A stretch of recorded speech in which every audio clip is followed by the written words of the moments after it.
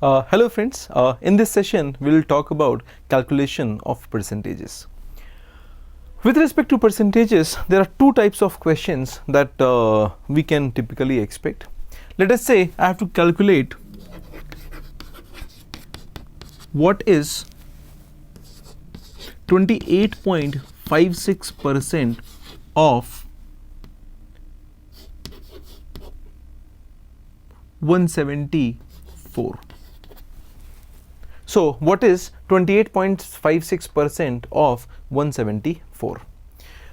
Another type of question that we might need to get into would be, let us say 276 is what percentage of 1932? And through this session, we will try to focus on these two types of questions. Let's first look at this first part. What is 28.56% of 174? One method of going about this could be, you could actually take up 174 multiplied by 28.56 divided by 100, and you try to do the actual multiplication calculation, and with that you will get at the answer. That will be quite cumbersome, will take a lot of effort. If we identify that 28.56% when converted to fraction is nothing but 2/7, our job is done. So for that, what is important is you need to be able to identify that 28.56% is nothing but 2/7. And if it is 2/7, very simply 2/7 of 174, 7 2s are 14 plus 3, 7 5s are 35, approximately slightly less than this. This is equal to 50. The actual answer will be slightly less than 50. That's it, we are done. However, for me to be able to do this, what is important here is that I need to be able to identify that 28.56 is 174. And in order to be able to convert percentages into fractions and vice versa, a couple of basic numbers that you should definitely keep in mind. 1/1 is equal to 100%, 1/2 is equal to 50%, 1/3 is equal to 33.33%, 1/4 is equal to 25%, 1/5 is equal to 20%, 1/6 is equal to 16.66%, 1/7 is equal to 14.28%, 1/8 is equal to 12.5%, 1/9 is equal to 11.11%, 1/10 is 10%, and 1/11 is equal to 9.09%. These are a couple of basic fractions and we must remember them by heart. Now still let's take a look at a couple of methods that will help us remember these numbers better. 1/1 is 100%, that is pretty obvious. If 1/1 is 100%, then 1/2 is half of that, so 1/2 is half of 100, so this is equal to 50. 1/4 is half of 1/2, so this is equal to 25. 1/8 is half of this, so this is equal to 12.5. 1/16 will be half of this, so this is equal to 6.25. 1/32 is half of this, so this is equal to 3.125. What I am doing here is I am looking at the powers of 5. 5 square is 25, 5 cube is 125, 5 to the power 4 is 625, 5 to the power 5 is 3125. So with this I get the numbers for 1/2, 1/4, 1/8, 1/16, 1/32. Next one, we look at 1/3. 1/3 is 33.33. If 1/3 is 33.33, 1/6 will be half of that, so 33.33 divided by 2, 16.66. This is again a number that you should just remember. 1/3 is equal to 33.33. 1/6 is 16.66. If I know 1/6 is 16.66, from there I would also know that 1/12 is half of 1/6, so this is equal to 8.33. Next, moving on, 1/5 is 20%. That's again something you should remember. 1/5 is 20%. As far as 1 upon 7 is concerned, 1 upon 7 is 7 to the 14, 14 to the 28. So 1 upon 7 is equal to 14.28. If 1 upon 7 equals to 14.28, from here I would also be able to extend the idea to a couple of more numbers. So let's say if 1 upon 7 is 14.28, 2 upon 7 will be 14 to the 28, 28 to the 56. 3 upon 7 is 14 3 the 42, 42.84, and so on and so forth. I'll come back to this in a little while. If 1 upon 7 is 14.28, if I divide this by 2, 1 upon 14 is equal to 7.14. You would be able to remember all these numbers. You just need to spend some time with these. Try calculating these numbers, try remembering them, try doing multiplications here and there. You will get all these numbers as well. So 1 upon 7 is also done for us. Next one, 1 upon 9, 1 upon 11. 9 takes 11, 11.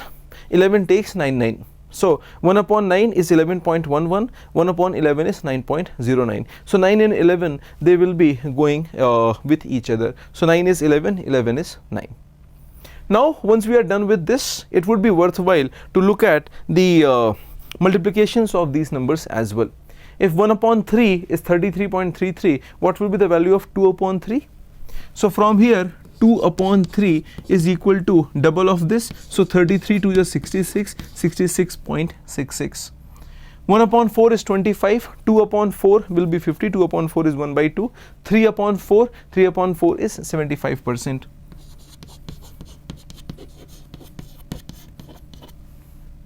1 upon 5 is 20, 2 upon 5 40, 3 upon 5 60, 20 40 60 80 100. So that's the multiplications of 5. 1 upon 6 is 16.66, 2 upon 6 is 1 by 3, that's 33.33, 3 upon 6 is 1 by 2, that's 50%, 4 upon 6 is 2 upon 3, which is 66.66, 5 upon 6. 5 upon 6 will be 1 minus 1 upon 6. 1 minus 1 upon 6 is nothing but 100% minus 16.66%, that will be 83.33%.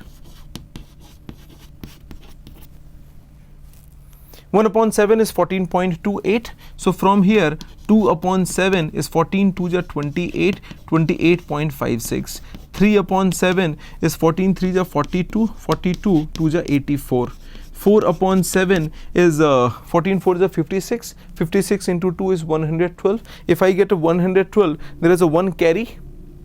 So 4 upon 7 is 56.112, 1 will get carried here, so this will become 57.12, and so on and so forth. So similarly, 5 upon 7, 14 5 is 70, 72 is 140, so 1 will carry 71.42.